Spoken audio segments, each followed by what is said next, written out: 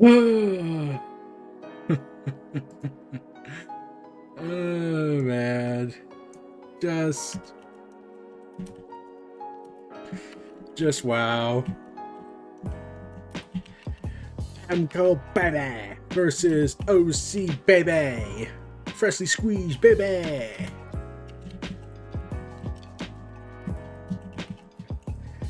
Oh man, OC and Orange Cassidy and Adam Cole, baby, went to war, everyone. They went to freaking war. And by God, it was glorious. It was fun. It was chaotic. It was brutal. Mostly fun. But we got a special debut because while we couldn't get Johnny Gargano, sadly, there are rumors that he was in talks with AEW, but currently nothing's planned yet because, well, he's going to be a father soon and life is priority. But would it have been cool if he showed up? Maybe. But they made up for it, I felt like. So, oh God. I come home from work. We're nearing the main event. I knew it was going to be a lights out match the moment they announced it. And they delivered with the main event. It still protects Adam Cole, baby, and keeps Orange Cassidy awesome because he's just awesome. And he is now thriving with all this. And Adam Cole is having fun. And I saw the Tribalists going ahead and saying, remember the days when the wrestlers were super big and whatnot? And I was like, sure, that was the day when drugs, steroids was the thing. And, you know, Taker's philosophy that guns and knives were the norm and being friends with evil. Yeah, remember that debacle Taker pulled on the podcast once? Oh God, I'm not letting that go. But yeah, Adam Cole, baby, took on Orange Cassidy in his girlfriend's honor. I initially thought they were married at one point, but they're not. So, Adam Cole was defending his girlfriend's honor from Orange Cassidy, the Menace, for an accidental punch that Adam Cole inadvertently caused. Wait. Besides the point, Adam Cole is a noble man. He is not all shady. Maybe. So, we were heading into this. One of my buddies, Noah Foster, got to see that live. The bastard. He wins this war. But one day I'll be back. But anyways, Orange Cassidy and Adam Cole. Lights out match. And then we got Danhausen.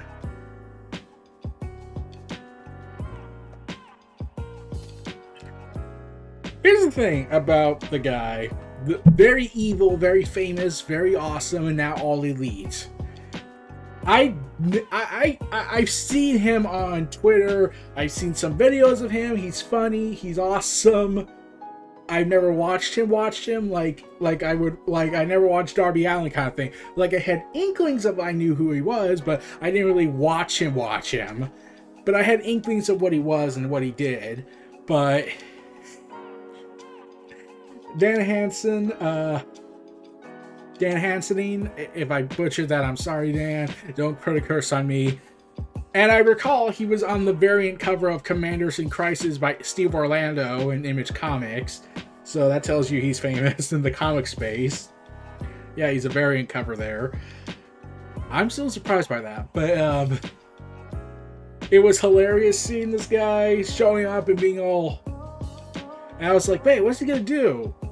That's it? Yeah. So they were like, let's just take something from GCW's show and actually make it better. Oh man. And the crowd popped for that guy. And I was like, wait, this guy's never been on TV, or at least big TV like WWE and whatnot. And he's this popular. He sells a lot of merch. Yeah, AEW's got something here with this guy. And they don't even have to develop him. He can just do what he wants. And he's the reason Gun Club became Ass Club.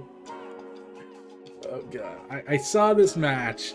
I knew it wasn't gonna be a technical thing, but I like that Orange Cassidy is like, time to finish this. The glasses are coming off, and I'm breaking them so we can skip that cliche in my character. And they lock horns, as in they fist each other to death.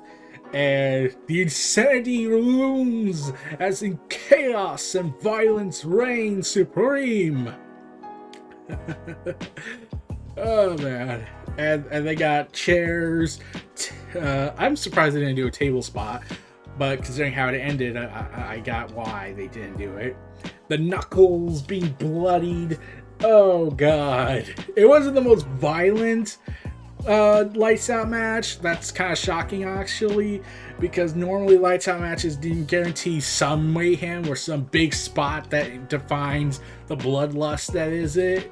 I'm like, especially since, considering what WWE pulled in that article trying to hurt AEW's sponsor deals with Warner Media and everything, you would think, oh, let's just do it, balls to the wall, bloodfest.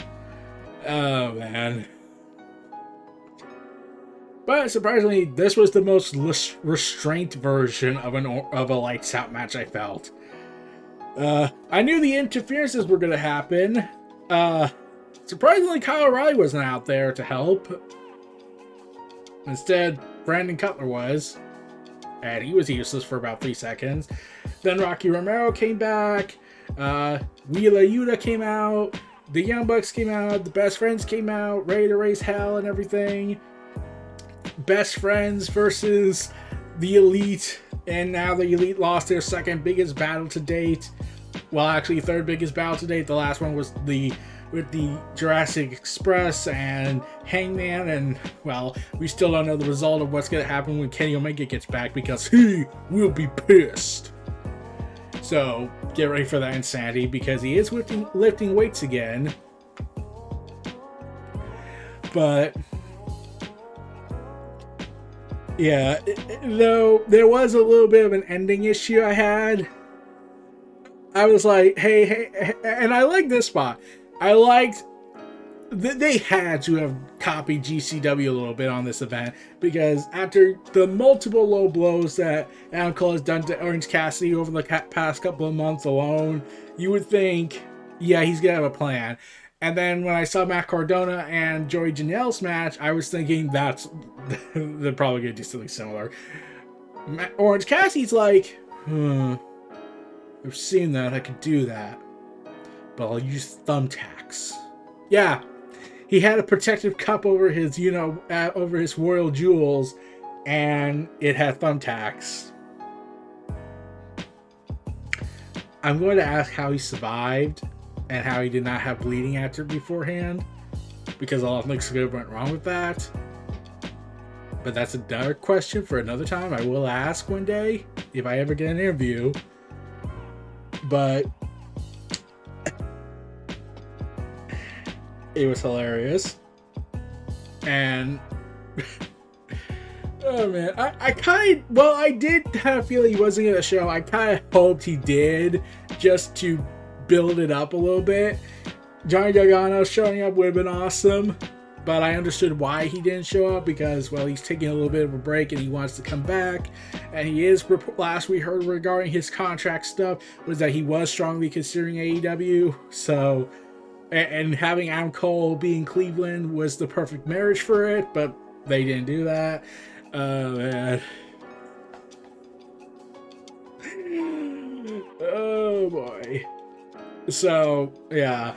And then they took the fight to the stage, and I was like, man, I kind of forgot that I was trying to remember, do lights out matches end only in the ring or outside the ring? And then I remember, and then they did the false count anywhere ruling, so okay, yeah, it ends outside the ring as well, it can end out there. And Tony Khan made an appearance, and Jerry Lynn was used as a human shield. Protect me, Lynn! And then he throws Orange Cassidy into the gorilla table.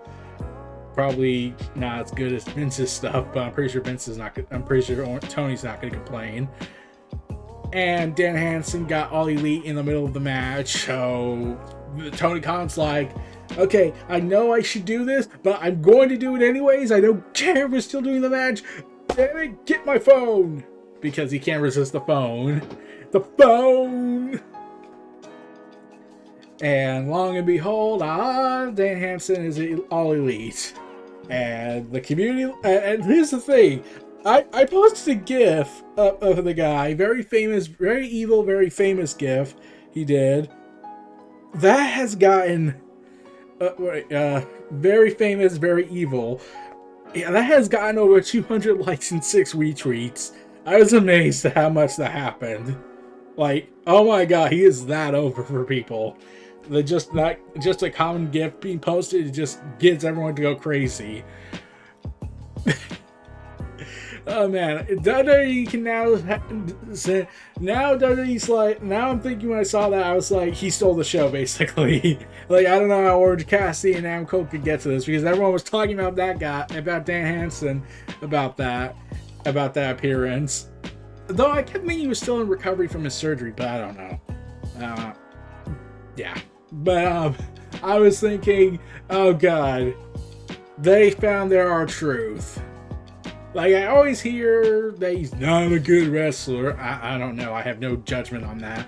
But I was like, you found your R-Truth, Tony Khan. I think you found your R-Truth. And like, you could have had that with Orange Cassidy, but he's like, he could go in the ring and whatnot, and like R-Truth can go in the ring. But you have like 2 different R-Truths running around. Orange Cassidy and now Danhausen.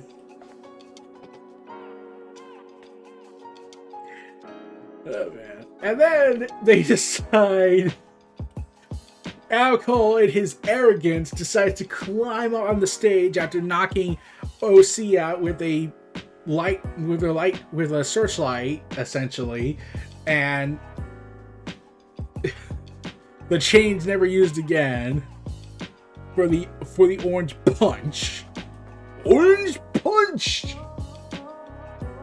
And somehow Al Cole doesn't seem to detect when he's climbing up. Hey, wait, is OC moving? He looks like he's moving. Somehow OC does a disappearing act like he's Malachi freaking Black, and gets on top before Al Cole can notice anything because he's blind. And OC delivers grapefruit punch to the low blows, to the royal jewels. So that means Britt Baker is now the man of the house. Okay, I'm kidding. Britt Baker probably would destroy him on the mic, though.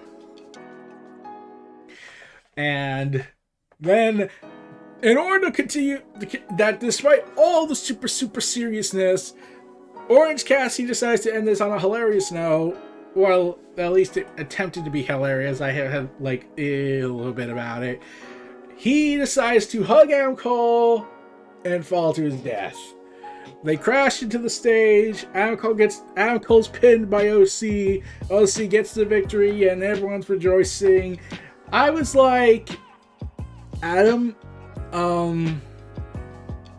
how did you not get out of that hug? Because that hug grip looked very weak, in my opinion.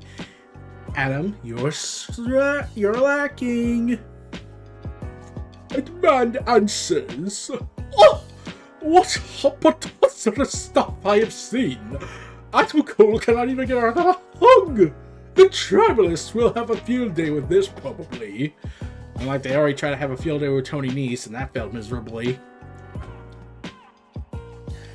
So, yeah, Adam Cole, baby, is now unofficially won his undefeated streak, but it doesn't count because it's a lights out match. Therefore, he wins in the end because he is still at number 1.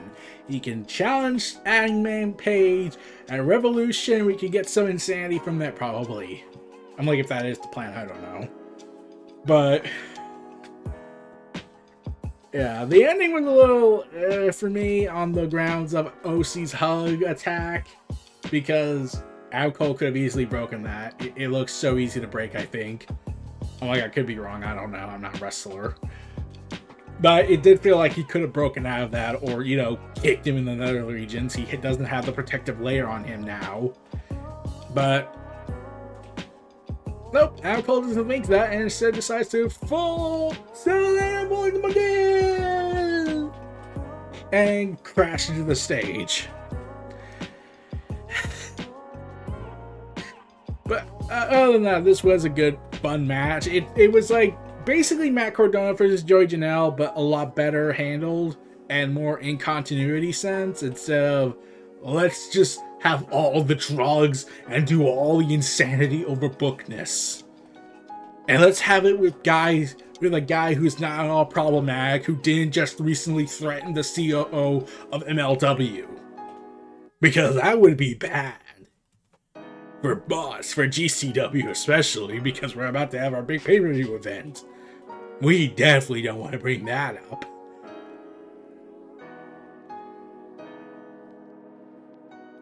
But yeah. Fun match. I will be talking about the ladder match when I get around to it. Since I opened the show, I didn't get to watch it because I was working at the time. So we'll have to see about that later tomorrow, hopefully. We'll see. But that's neither here nor there. This was Neo Reality Entertainment, the WrestleVerse, presenting Adam Cole, baby, versus Fleshy Squeeze, Orange Cassidy, baby. And Noah Foster, you gotta have fun and witness Danhausen show up, and now he's all elite. And hijinks ensued. Oh man. Okay, everyone. Feel free to like, comment, subscribe, check out my content in the description below. Stay tuned for more. I'll see y'all next time. Peace and take care, and have a good day, everyone. Have a good, lovely evening and night.